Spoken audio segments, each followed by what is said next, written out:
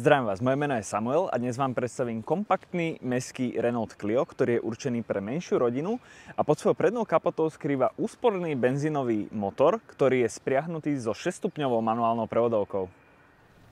Priestranný interiér Clia ponúkne takéto pohodlné látkové sedadlá, plne digitálny prístrojový panel informujúci o všetkých podstatných údajoch, automatickú klimatizáciu s analogovým panelom, centrálny dotykový displej s možnosťou pripojenia smartfónu pomocou Bluetooth. Nechýba ani navigácia.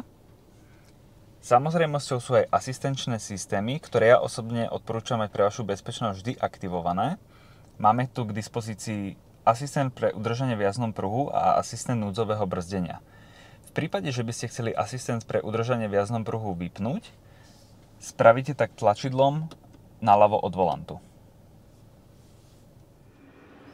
V batožinovom priestore môžeme nájsť povinnú výbavu a pod dnom batožinového priestoru nájdeme pre prípad defektu rezervné koleso aj s potrebným náradím na jeho výmenu. V prípade dopravnej nehody alebo škodovej udalosti, vždy ak je to potrebné, kontaktujte v prvom rade záchranné zložky a následne vám s riešením vzniknutej situácie môžu pomôcť kontakty uvedené na našej asistenčnej nálepke. Ak vám auto signalizuje nedostatok niektorej z prevádzkových kvapalín, vždy túto kvapalínu bezodkladne doplňte. V prípade Renaultu Clio sa všetky prevádzkové kvapalíny doplňajú pod prednou kapotou, ktorú otvoríte potiahnutím tejto plastovej páky. Prednú kapotu už máte teda odlistenú, stačí ju otvoriť potiahnutím páčky smerom doľava a netreba zabudnúť ani na vzperu.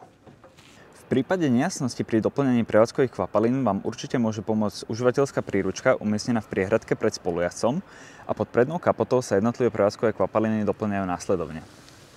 Chladiaca kvapalina, motorový olej, voda do ostrekovača, brzdová kvapalina.